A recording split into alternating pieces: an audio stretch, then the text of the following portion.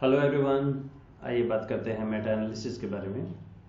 अभी तक इस प्लेलिस्ट में हम कई बातें कर चुके हैं।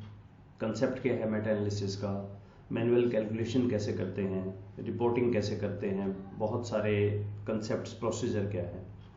पर जब हम प्रैक्टिकली काम शुरू करते हैं तो एक प्रॉब्लम ये आती है कि पेपर हम पढ़ना शुरू करते हैं, वेरिएबल भी हमें पता है, जो दो वेरिएबल हैं हमारे, तो आर कैसे मिले उसमें।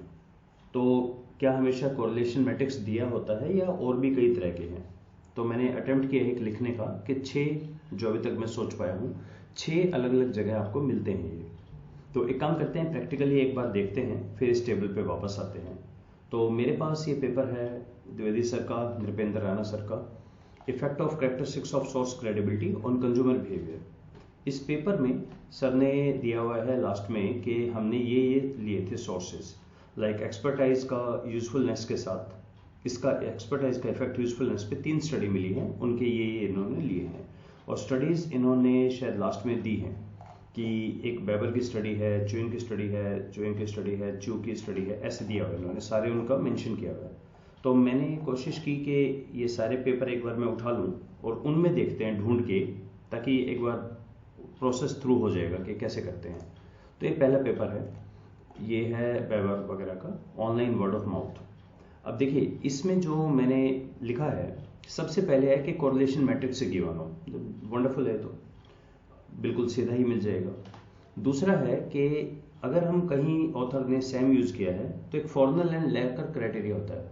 फॉर्नल एंड लर्कर क्राइटेरिया में डायगोनल के ऊपर तो होता है अंडर रूट AVE और बाकी सारे कोरिलेशन होते हैं। आइए देख लेते हैं इस पेपर में।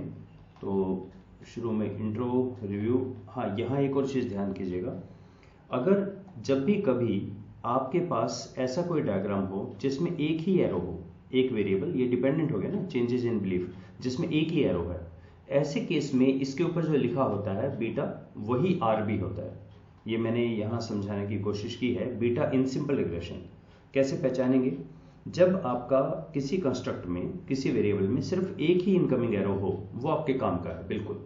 इसके ऊपर कुछ भी लिखा हो, बीटा लिखा होगा तो भी या आर लिखा होगा, वो दोनों सेम होते हैं हमेशा, ठीक है। एक से ज्यादा एरो है तब आप उसको छोड़ देंगे। तो इसमें देखते हैं ऑथर्स ने, इन्होंने कुछ, अब जैसे अगर यहाँ दिया है H1 के अंदर, ये हमारे काम का नहीं रहेगा क्योंकि 3 एरो हैं यहाँ पे। 3 एरो में बीटा आर नहीं होता है। यहाँ पर भी 2 एरो हैं, इसमें एक एरो आ रहा है। तो वर्ड ऑफ माउथ से एटीट्यूड, इस पे जो H4 है, आई होप H4 ही है क्योंकि H7 तो कुछ और कह रहे हैं, H7 शायद मीडिएशन के लिए बता रही है। तो H4 यहाँ एक इनकमिंग एरो है, इस पे जो वैल्यू होगी वर्ड ऑफ माउथ से एटीट्यूड की, आर, बीटा होगा तो भी वो आर ही है, आप ले सकते हैं, पर 2 इनकमिंग एरो है वो छोड़ देंगे आप। ओके, इन्होंने क्या दिया, मेजरमेंट मॉडल, ये हमारे काम के नहीं, लोडिंग वगैरह नहीं होती, क्योंकि लोडिंग का मतलब होता है कंस्ट्रक्ट से स्टेटमेंट के बारे में, ये काम की नहीं है। हमें तो कंस्ट्रक्ट्स के बीच का रिलेशन चाहिए, ये है वो जिसको बोलते हैं फॉर्नल एंड लर्कर क्राइटेरिया। जो डायगोनल होता है, यहाँ पे इन्होंने लिखा भी है, diagonal are the square root of AVE। तो हमारे पास 2 तरीके होते हैं देखने के, या तो हम बोले MSV जो है वो छोटा है AVE से, या अंडर रूट AVE इस R से बड़ा है, ऐसे। मतलब हम जनरली ऐसा बोलते हैं ना कि ये जो वैल्यू है वो उस रो और उस कॉलम की सारी वैल्यू से बड़ी होनी चाहिए, राइट, यही है ना हमारा बोलने का तरीका। तो ये बाकी की जो वैल्यूज हैं सारी R ही है। तो देखिए, तो खजाना मिल गया पूरा। एटीट्यूड का ट्रस्ट से 454, एक्सपर्टाइज से इतना, ये पूरा हम सारा उठा सकते हैं वैल्यूज, क्योंकि ये एक एक करके ही निकाली जाती है।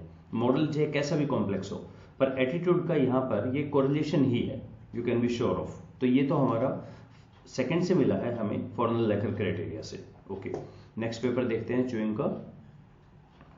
तो थोड़ा सा आगे चलते हैं। जैसे यहाँ पे जो भी वैल्यू होगी वो हमारे काम की नहीं है क्योंकि ये मल्टीपल रिग्रेशन है, लेकिन ये H1 का जो वैल्यू है ये मेरे काम की हो सकती है क्योंकि ये सिंपल रिग्रेशन है। सिंपल रिग्रेशन मतलब जब डिपेंडेंट एक हो और इंडिपेंडेंट एक हो। ओके, तो इनमें देखते हैं, इन्होंने कुछ दिया है कहीं पे, मेजरमेंट मॉडल, ये तो वही मेजरमेंट मॉडल की बातें हैं, हमारे काम की नहीं है। डिस्क्रिमिनेंट वैलिडिटी, ये काम मिलेगा जरूर, बिल्कुल मिल गया हमें। AQR का, AQR से ये जो इटैलिक किए हुए हैं ये स्क्वायर रूट ऑफ AV ही है, और बाकी off diagonal are the correlation. तो ये आपके पास पूरी लॉटरी टिकट मिल गई, सारे मिल गए आपके पास यहाँ पे, बहुत सारे, दैट्स गुड। थर्ड पेपर देख लेते हैं, celebrity credibility of electronic word of mouth. Okay, इसमें भी ये काम के नहीं, ये काम के नहीं, मल्टीपल रिग्रेशन है। रिग्रेशन जब भी वर्ड हम यूज करेंगे, सिंपल या मल्टीपल, डिपेंडेंट हमेशा एक होता है, ये डिपेंड करता है नोमेनक्लेचर कि इंडिपेंडेंट कितने हैं। एक से ज्यादा एरो तो मल्टीपल रिग्रेशन, एक एरो तो सिंपल रिग्रेशन। ये H1 की जो वैल्यू आएगी ये हमारे काम की हो सकती है। इन्होंने क्या दिया है, मेथोडोलॉजी, उसके बाद ये देखिए, ये भी बहुत काम आता है। अगर कभी आप आगे काम करेंगे ना मेटा सैम के ऊपर, तो हमें वहाँ ये दो चीज़ भी चाहिए होती हैं, मीन स्टैंडर्ड डेविएशन। ये भी मतलब नोट कर लिया करें अगर आपको मिल जाए तो। मेटा एनालिसिस में इंपॉर्टेंट नहीं है, पर मेटा सैम के अंदर बहुत इंपॉर्टेंट है। ये भी काम की नहीं है, ये भी वही मिल गया, square root of A B. और ये जब भी ये फॉर्मेट ऑफ हाफ टेबल होना, ये हमेशा आर होता है, डायगोनल छोड़ दीजिए, ऑफ डायगोनल आर होता है। That's great.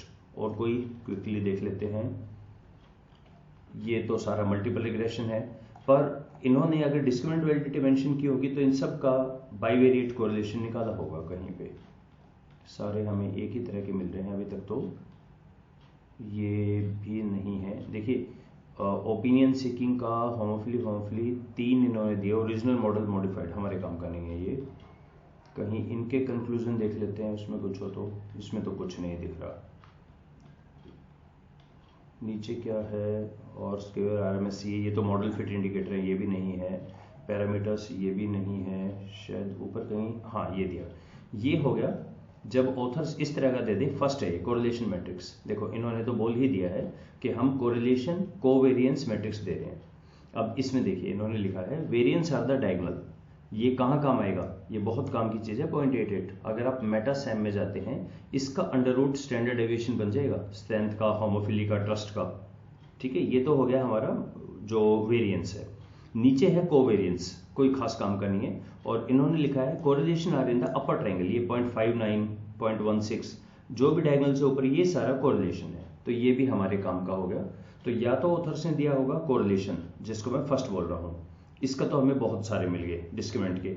बीटा भी हमने देख लिया, अगर कोई सिंगल हो वो मिल सकता है। या बीटा वैसे रिपोर्ट किया होगा, नहीं किया हो, आर स्क्वायर किया है, वो भी ले लीजिए, उसका स्क्वायर रूट कीजिए और वो आपका बन जाएगा।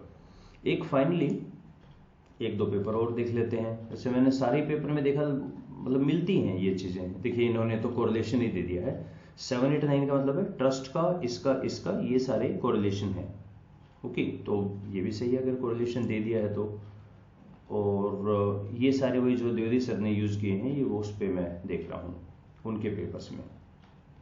सो इसमें देखते हैं, यहाँ इन्होंने क्या दिया हुआ है, correlation among the construct, fantastic. यहाँ तो पूरा आपके पास बहुत सारे मिल गए हैं।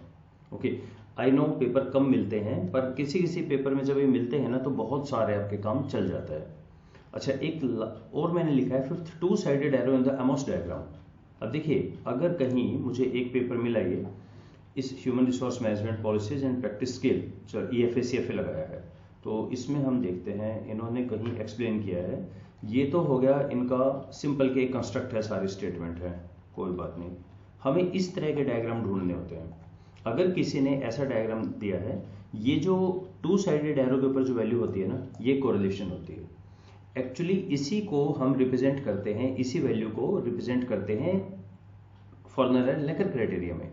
देखिए ये जो कंस्ट्रक्ट है, अगर मैं इन 5 वैल्यू को लूँ, 5 या 6 जो भी वैल्यू है, इन सब का स्क्वायर कर दे, उनका एवरेज कर दे, वो आ गया AVE।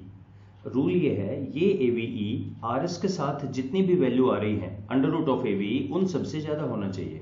या तो ऐसे डायग्राम पे दिखा दें, या फिर जैसे ये लोग दिखाते हैं कि ऐसे दिखा दो लिख के, एक ही बात है। तो अगर डायग्राम बनेगा तो ये 0.156 आपको यहाँ दिखाई देगा 2 एरो पे। हो सकता है किसी ने टेबल ना दी हो फॉर्नर लेकर क्राइटेरिया, तो आप अगर एमोस का डायग्राम है तो ऐसे भी यूज कर सकते हैं। फाइनली हमारे पास आता है, अगर किसी ने वेरिएबल 2 ही लिए हैं, फॉर एग्जाम्पल मैं काम कर रहा हूं, leader has an effect on performance, ठीक है। अब यहाँ पे लीडर है इंडिपेंडेंट, परफॉर्मेंस है डिपेंडेंट। तो नॉर्मली तो ऐसा होगा, दोनों को स्केल पे लिया, उनका आर नोट कर लिया। लेकिन मैंने क्या किया, मैंने कहा नहीं, लीडर 2 तरह का होता है, ऑटोक्रेटिक या बेनिवोलेंट।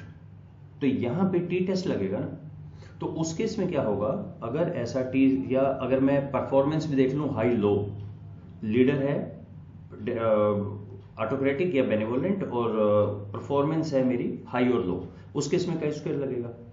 अगर ऐसे कोई पेपर मिल जाए, वेरिएबल सेम हो, मेजरमेंट चेंज हो, टी टेस्ट अनोवा मिल जाए, आप उसको नोट कर लीजिए। और मैंने यहाँ समझाया हुआ है conversion among the effect size.